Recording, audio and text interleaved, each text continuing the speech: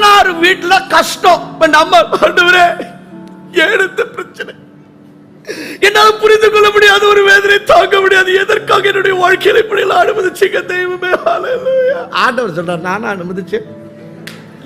ஏண்டா நானா அனுமதிச்சேன்? நீ பண்ண வேலை, நீ பண்ண சேட்டை, சும்மா இல்லாம உங்க அண்ணனை ஏமாத்தி, உங்க அப்பாவை ஏமாத்தி, நீயா ஓடி வந்துட்டு இன்னைக்கு ஆண்டவரே என்னுடைய வாழ்க்கையில ஏன்? ஆமா, ஆண்டவர் தான் செக் போஸ்ட் போட்டு டைஃபாய்டா, போ போ போ, என்னது காலராவா, போப்பா அவன்ட்டு தான் போ, போப்பா. ஆண்டவர் என்ன செக் போஸ்ட் போட்டு செக்யூரிட்டி வேலையா பார்த்துட்டு இருக்காரு? இல்லங்க, நீங்க தான் அங்க போனீங்க. சிலர்ல அவங்களா பிரச்சனையில போய் மாட்டிட்டு, எதற்காக என்னுடைய வாழ்க்கையில இப்படி ஒண்ணு அனுமதி? நான் அனுமதிக்கவே கிடையாது, போனது நீ. Are you with me? You see, a lot of people end up blaming the devil and they end up blaming God, saying, God, why have you allowed this in my life? ஆண்டவரே, எதனால என் வாழ்க்கையில் இப்படி எல்லாம் நடந்துட்டு இருக்கு?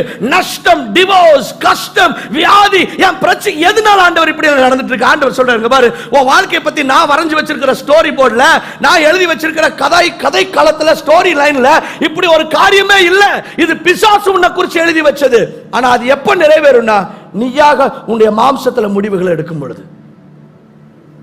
It was out of his flesh. யாக்கோபு மாம்சத்திலே செயல்பட்டு அவராக அந்த பிரச்சனைகளை போய் மாட்டுகிறார்.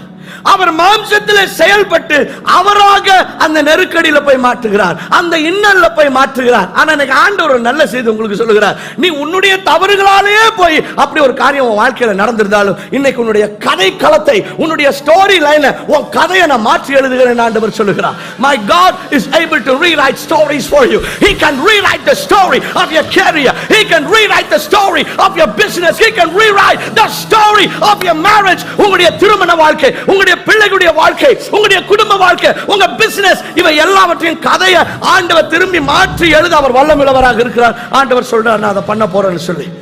Amen. How many of you are shouting hallelujah and amen to that? Amen. ஆண்டவர் சொல்றார், நான் மாத்தி எழுதுறேன். See, கதையை மாத்தி எழுதுறதுல எங்க ஆண்டவர் ஒரு பெரிய எக்ஸ்பர்ட். Amen. ஆண்டவர் ஆதாம் ஏவாளுக்கு ஒரு ஸ்டோரி லைன் வச்சிருந்தார். அது என்னன்னா, ஒரு அழகான பூமி, அதுல ஒரு அழகான ஒரு ஆண்மகன் ஆண்டவரே படைக்கிறார். ஆண்டவர் படைச்சா எப்படி படைச்சிருப்பார்? இப்படி வயிறுலாம் இப்படி வச்சா இல்லை, நல்ல வி ஷேப்பு, பார்க்கறதுக்கு பயங்கரமாக இருக்கிறாரு, கெத்தாக இருக்கிறாரு. அவருக்கு தூங்க வச்சு அவருக்கு ஒரு அழகான மனைவி ஆண்டவரே பண்ணி கொடுத்துருந்தா மனைவி எப்படி இருந்திருக்கும்? கண்டிப்பாக மூக்கு மூலியமா லட்சணமாக தான் இருந்திருக்கணும். இப்படி ஒரு அழகான மனைவி. இவங்களை ஆண்டவர் ஒரு அழகான தோட்டம், ஏதேன் தோட்டம் சும்மாவா இருந்திருக்கும்? ஆண்டவரே பண்ணியிருந்தா கண்டிப்பா ரொம்ப அழகான ஒரு தோட்டம் தான். இதுல நல்ல அழகான கனி மரங்கள், என்னென்ன மரம்லாம் சொல்றீங்களோ எல்லாம் அங்க இருக்கு. மாம்பழம்,